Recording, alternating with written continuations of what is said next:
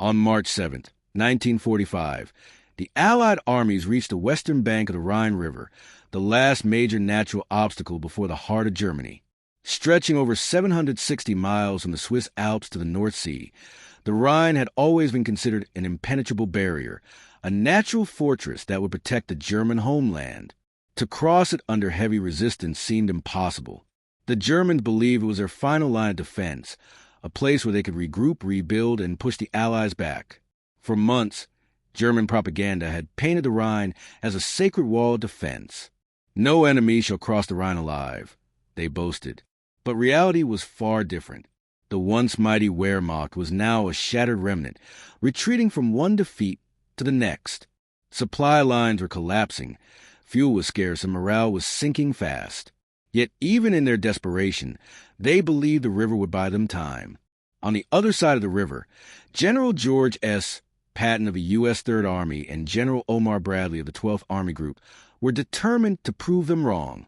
The Allies had already achieved the impossible by capturing an intact bridge at Remagen earlier that month, a stroke of luck that allowed thousands of troops to cross the Rhine before the Germans could destroy it. But most of the river was still heavily defended, and other crossings would have to be made under fire. Patton, always the bold strategist, refused to wait. He wanted to cross the Rhine before anyone expected it. Fast, unpredictable, and devastating. His engineers began planning one of the most daring river assaults of the war. But there was a problem. The Rhine was over 300 yards wide in most places, with strong currents and no bridges in reach. Conventional pontoon bridges would take hours to assemble under artillery fire. They needed something faster, something the Germans wouldn't expect. That something came in the form of a strange, almost comical-looking vehicle. The DUKW amphibious truck, affectionately known by American soldiers as the Duck. The DUKW was a 2.5-ton amphibious vehicle designed by the General Motors Corporation. Originally created for beach landings and supply operations, it could carry soldiers, ammunition, and even small artillery pieces directly from ship to shore or, in this case, across a raging river. It looked like a cross between a boat and a truck, with a watertight hull, propeller, and six-wheel drive. Soldiers joked about its awkward appearance, but they soon learned it was a marvel of engineering, one that could do what no ordinary truck or boat could. When Patton's engineers suggested using DUKWs to cross the Rhine, most officers laughed. The idea seemed absurd. Sending trucks to swim across one of Europe's most dangerous rivers, under German artillery fire, sounded suicidal. But Patton was not a man who believed in caution. He saw opportunity where others saw risk. If those ducks can float, he said, then let's make them fly. In the days leading up to the assault, Patton's engineers worked around the clock to prepare. DUKWs were secretly transported to the riverbanks under cover of night, hidden beneath camouflage nets and smoke screens. The men trained tirelessly, rehearsing load operations, river maneuvers, and emergency procedures. They would have to cross under fire, often with cargo that included jeeps, ammunition, or entire squads of infantry.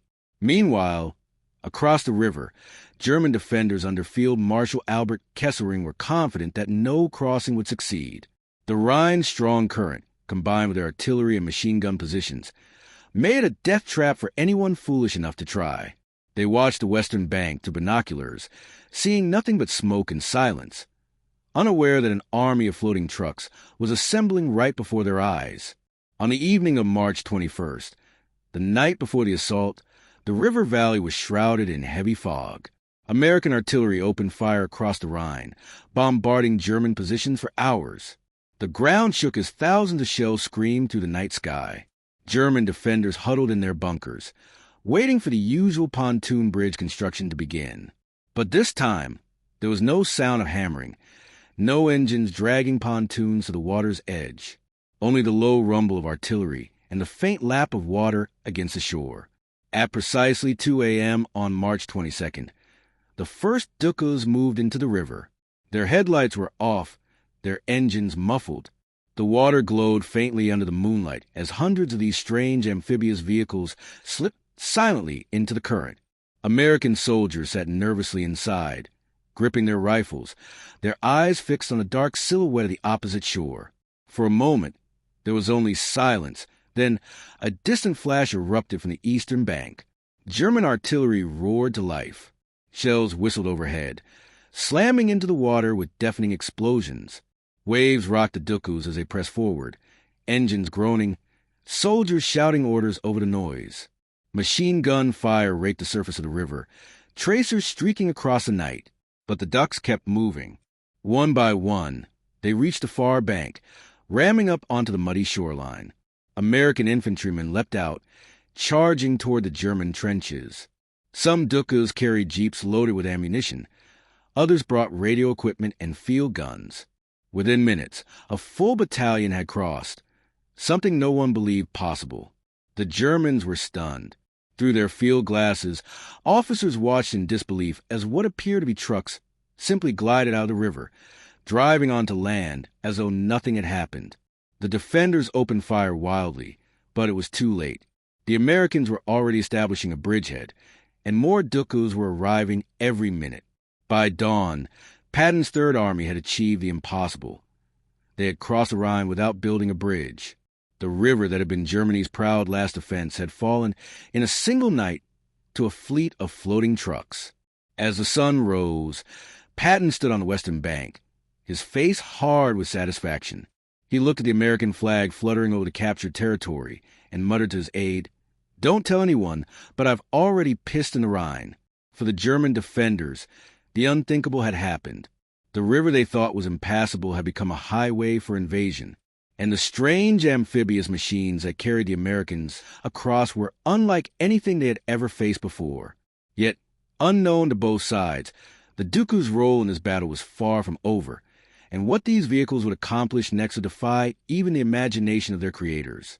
The morning of March 22nd, 1945, unfolded under a ghostly mist that clung to the Rhine like a veil, hiding the full scale of the American operation from prying German eyes. As the first light crept over the river, the fog began to thin, and what it revealed stunned even seasoned Wehrmacht veterans. Across the water, waves of American Dukus churned steadily forward, defying everything the Germans had been told about Allied limitations. These amphibious vehicles, half truck, half boat, cut through the current with unnerving confidence, carrying entire platoons of infantry, jeeps, and supplies toward the eastern bank. From their bunkers and trenches, the German defenders could only stare in disbelief. This wasn't supposed to be possible. To the Germans, the Rhine had always been more than just a river. It was a symbol of invincibility, a living wall that had protected their homeland for centuries. Now, that ancient shield was betraying them. The once clear line between land and water, friend and foe, was being erased by hundreds of floating machines that seemed to glide effortlessly between the two realms. The sound of the Duku's engines merged with the distant thunder of artillery, creating a haunting symphony that echoed through the valley. At the command post of the German 1st Parachute Army, confusion reigned. Reports were coming in from multiple sectors, each more unbelievable than the last. American forces had crossed the river without building bridges, and worse yet, they were already establishing footholds on the eastern side. Field telephones crackled with panicked voices. Officers demanded to know how the Americans had managed to cross without pontoons or ferries. The Rhine's current was supposed to make such a crossing suicidal, but the enemy had done it, quietly, efficiently, and without hesitation. Oberst Karl Ritter, a seasoned officer stationed near Oppenheim, had fought on the Eastern Front and seen everything from Soviet tank charges to night raids by partisans. But as he lifted his field glasses that morning, what he saw on the river below made his stomach twist in disbelief. Dozens of Dukus were streaming across the water in perfect formation, ignoring the chaos of artillery fire exploding around them. Behind them, massive Allied guns laid down a curtain of covering fire that made it nearly impossible for German batteries to respond. Every time Ritter's men tried to zero in on the American positions, another barrage of smoke shells blinded their view. The Dukus reached the far shore and immediately began unloading. Soldiers jumped out, hauling crates of ammunition and setting up radio equipment. Within an hour, the Americans had established an improvised command post right under the noses of the defenders. They weren't just crossing, they were staying. Ritter's men opened fire again, desperate to push them back into the river, but it was already too late. Reinforcements were pouring in by the minute. By midday, hundreds of DUKWs had completed the crossing. Some returned immediately for more loads, navigating through smoke and shrapnel with unnerving ease. Their operators, mostly young American engineers and drivers, performed their roles with precision born from months of training in secret. They had drilled for this moment under the cover of night, learning to steer through unpredictable currents, repair bullet holes mid-river, and coordinate landings under fire. The DUKW crews worked in near silence, their discipline a stark contrast of confusion unfolding among the German lines. From a nearby hill, General George S. Patton arrived to oversee the operation himself. He stood tall on the ridge, binoculars in hand, the wind tugging at his coat. To his staff, he looked almost possessed, a man intoxicated by the sight of his army defying nature itself. The Rhine had been the symbol of German pride and resistance, but now it was bowing to his will. He turned to his aide, Colonel Charles Codman, and grinned. "We're across, Charlie," he said. "The damned Huns didn't think we could do it. Now they'll learn what happens when you underestimate the Third Army." Meanwhile, on the opposite bank, the Germans scrambled to organize a counterattack. Field Marshal Albert Kesselring, newly assigned command in the west, received reports that multiple crossings were underway along the Rhine, from Oppenheim to Remagen. He couldn't believe the scale of it. How had the Allies managed to coordinate such simultaneous operations? How had they transported so many amphibious vehicles undetected? The Luftwaffe was nearly grounded by fuel shortages, so reconnaissance flights were rare. When one plane finally took off and photographed the crossings, the images were horrifying, long lines of DUKWs stretching across the river like an unstoppable tide of metal ants. By the evening of March 22nd, Patton's engineers had expanded the bridgehead to several miles wide. Infantry divisions were pushing deeper into German territory, and artillery was being ferried across the river on the backs of DUKWs. The Rhine, once the great defensive line, had become the Americans' greatest highway. Soldiers joked that they were riding the Ducky Express to Berlin. But not all the crossings went smoothly. At several points, German artillery batteries found their range. Shells slammed into the water, shredding the fragile hulls of some DUKWs. Crews were thrown into the icy current, struggling to stay afloat amid the wreckage. Nearby vehicles tried to rescue them, but under such heavy fire, many were lost. Yet even as they died, more DUKWs came. The Americans refused to stop. They had momentum now, and Patton knew better than anyone that momentum was everything. By midnight, the eastern bank of the Rhine was firmly in Allied hands. Fires burned across the horizon, lighting the night sky in shades of orange and red. The smell of smoke and diesel mixed with the sharp scent of gunpowder. Patton, restless and triumphant, personally drove down the river's edge to inspect the DUKWs. Soldiers saluted as he passed, their uniforms soaked, their faces streaked with grime. Many had been awake for over 30 hours, yet their spirits were high. They had achieved what generations of warriors before them had failed to do. They had crossed the Rhine in full view of the enemy. The Germans, for their part, were still trying to make sense of what had happened. Intelligence officers sent urgent reports to Berlin, describing American amphibious vehicles capable of driving on water. The descriptions were so bizarre that some officials dismissed them as exaggerations or panic-induced hallucinations. Hitler himself, when briefed on the situation, reportedly flew into a rage. "There are no trucks that swim," he shouted. "They are lying." But the truth was undeniable. The enemy had crossed the Rhine, and the final barrier to the heart of Germany had been breached. As dawn broke over the shattered landscape, Hans Ritter, now among the surviving German officers on the eastern side, stared out at the endless stream of DUKWs gliding across the river. Smoke rose behind them, and American flags fluttered from the vehicles. He lowered his binoculars and muttered quietly to himself, "If our rivers can't stop them, then nothing can." What Ritter and his men didn't yet know was that the DUKWs weren't just tools for crossing the Rhine.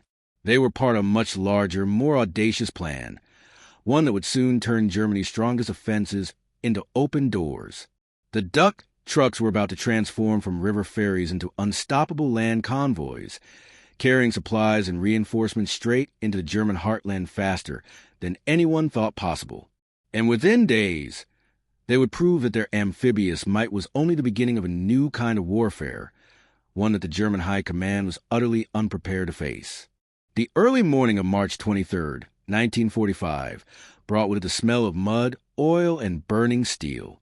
The Rhine's waters, once calm and reflective, were now a battlefield in motion. Hundreds of DUKWs rumbled steadily through the current, churning up waves of debris as they ferried troops, artillery, and supplies to the far bank.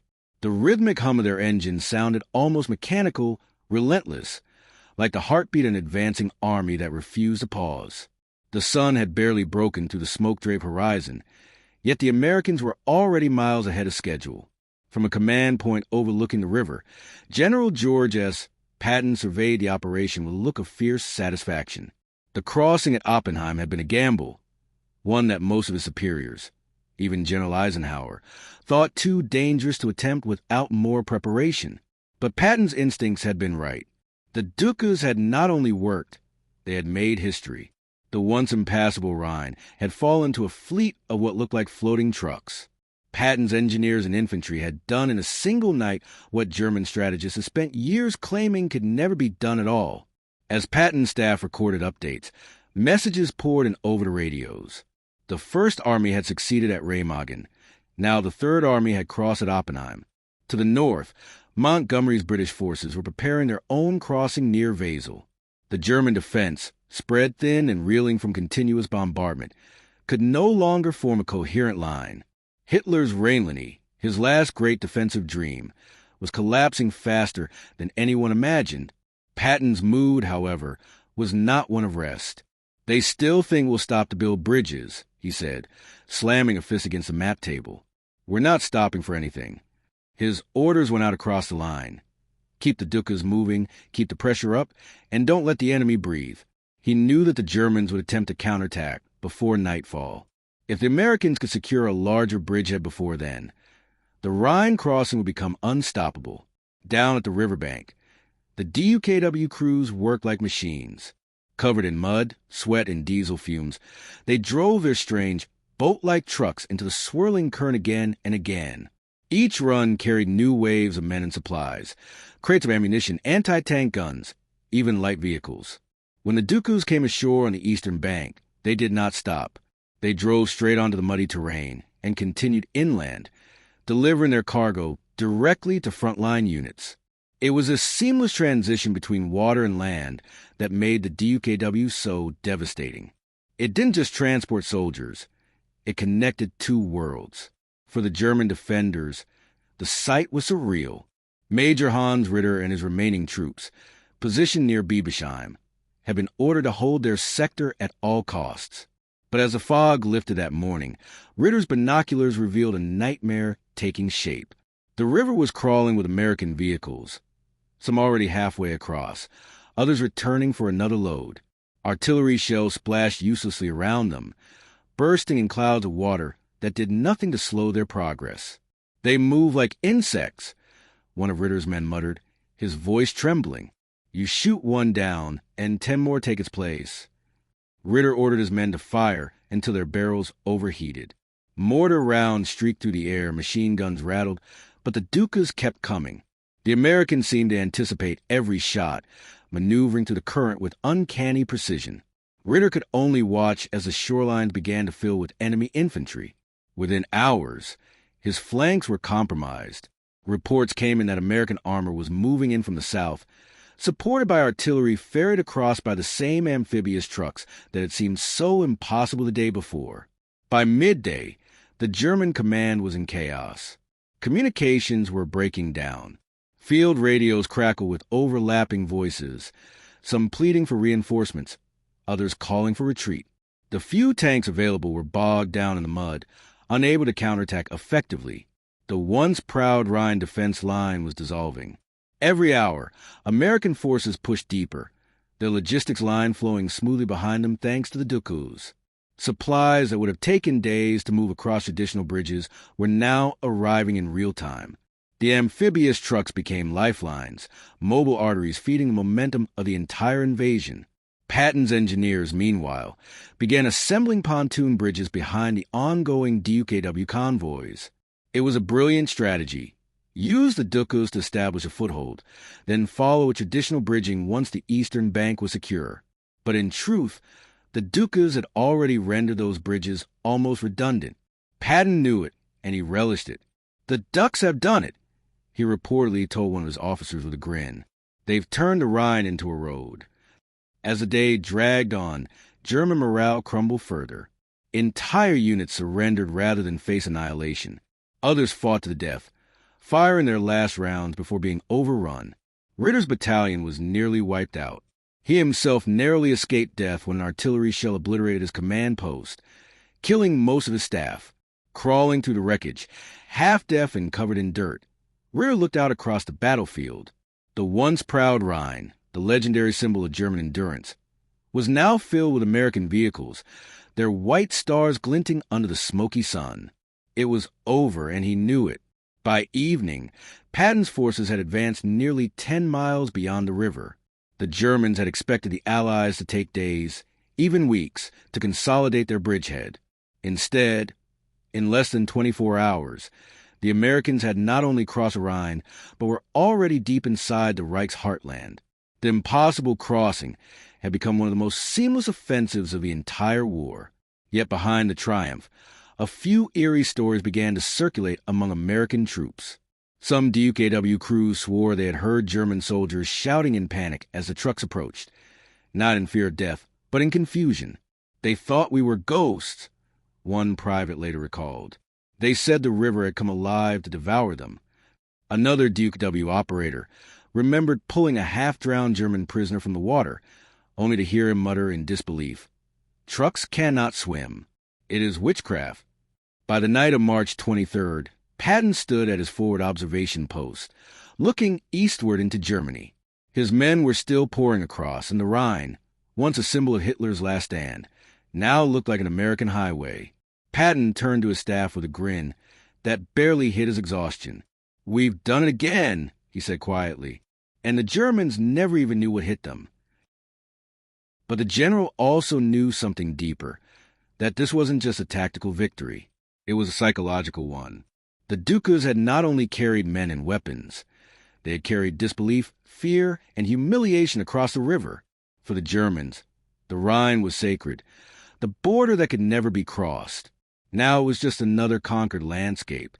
As night fell, the DUKWs continued their endless rhythm, ferrying supplies, wounded soldiers, and even prisoners. The glow of distant fires reflected off the river surface, giving it a molten, ghostly shimmer. The air smelled of iron and victory. Somewhere far behind, military bands played softly for the troops resting along the western shore. And yet, for all the celebration, a mystery lingered.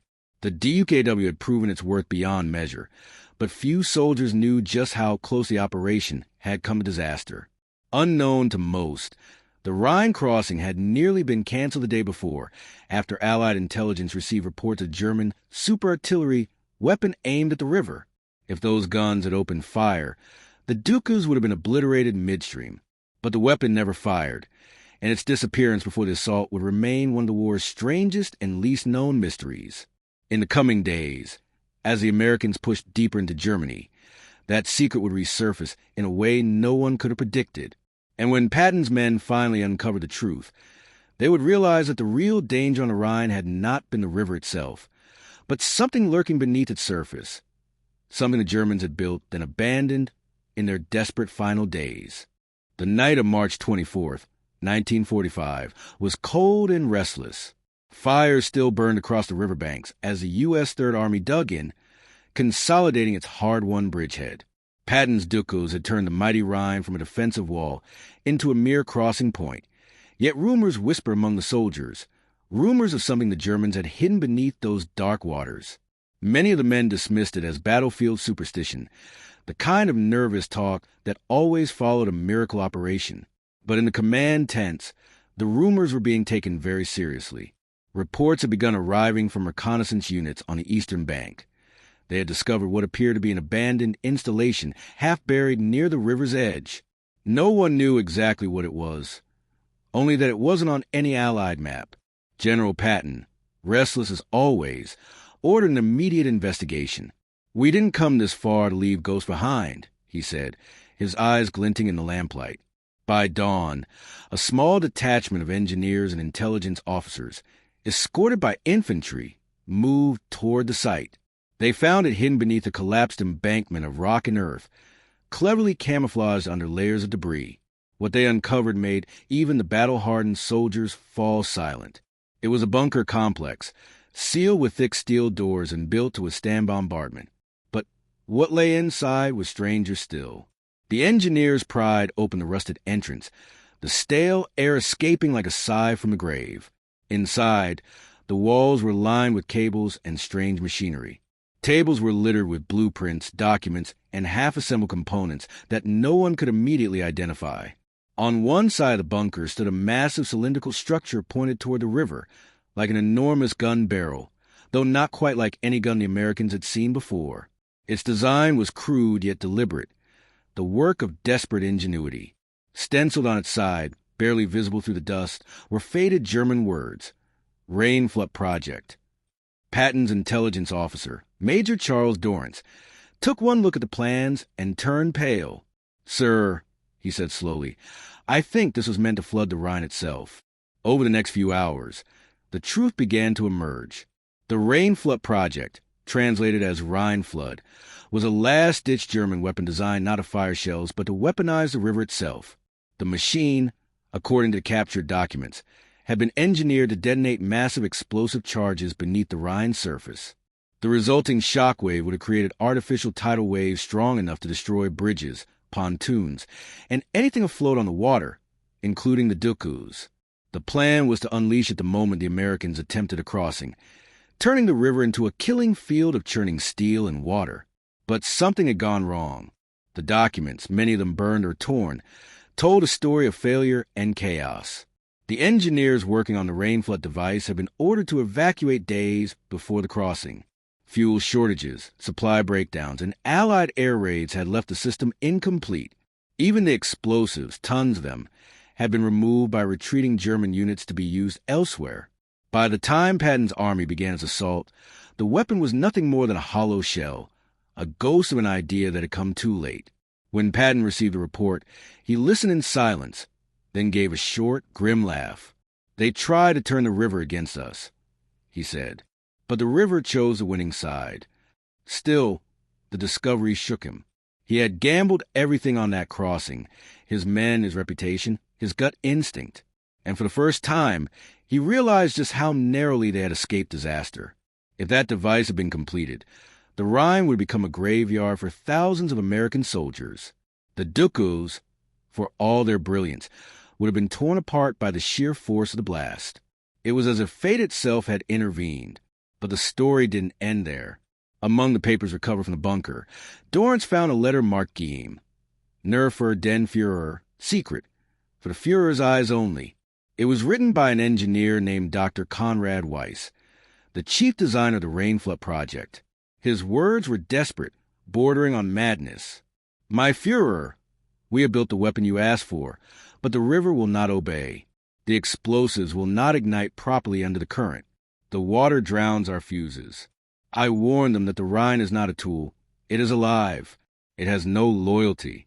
It will not be commanded." Patton read the translation twice, then folded the letter and slipped it into his pocket.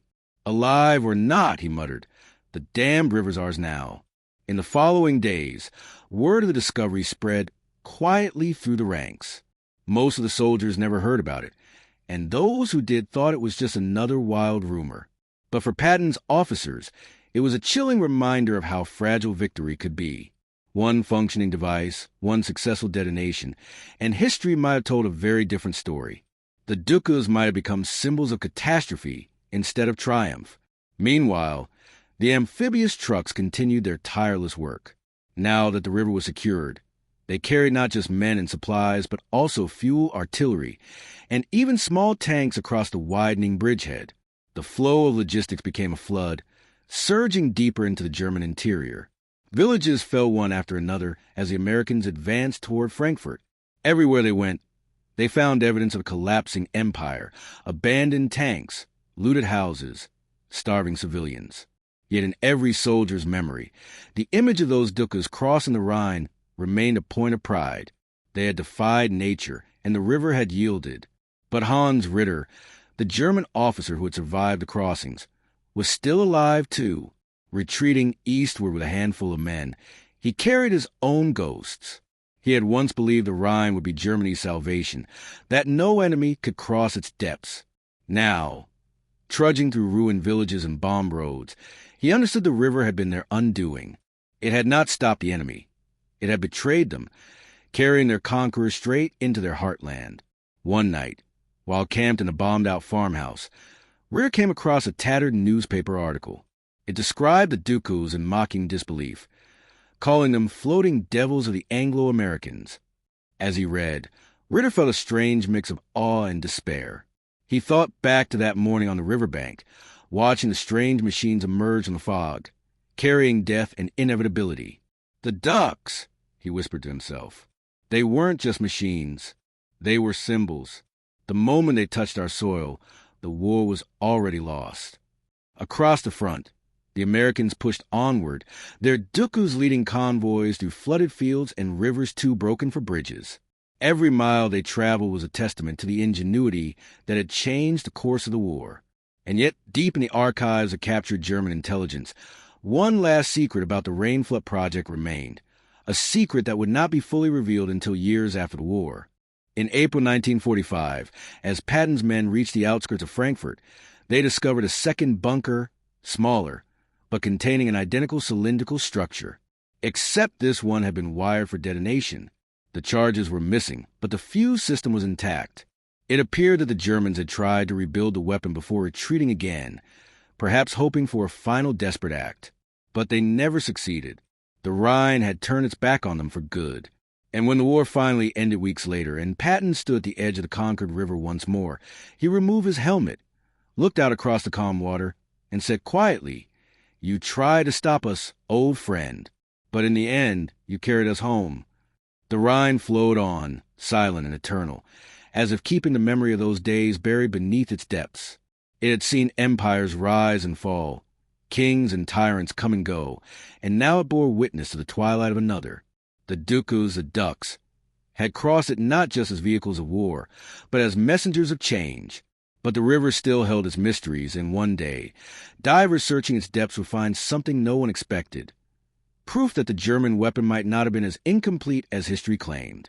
And that revelation would reopen the question that had haunted both sides since that fateful March morning. Had the Rhine truly surrendered, or had it simply chosen its victor? The years after the war passed quietly for most of the men who had fought across the Rhine. Cities rose again from rubble. Bridges were rebuilt, and the river returned to its tranquil rhythm, flowing through fields that no longer echoed with the thunder of artillery. To most of the world, the story of the Rhine crossing was a chapter closed, a triumph of Allied ingenuity and determination.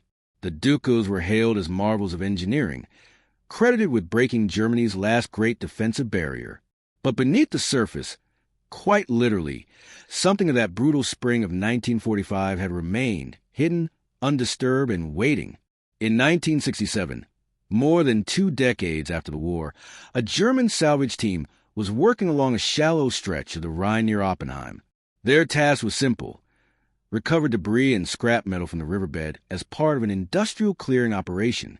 But one morning, their sonar detected something strange, a large cylindrical object buried in silt, longer than any shipwreck, heavier than any known vehicle. At first, they assumed it was a sunken barge, or perhaps a bomb pontoon. But as divers descended into the murky water, they found something that didn't fit any record. A massive steel tube lay half submerged in the mud, reinforced by riveted plates and surrounded by twisted remains of machinery.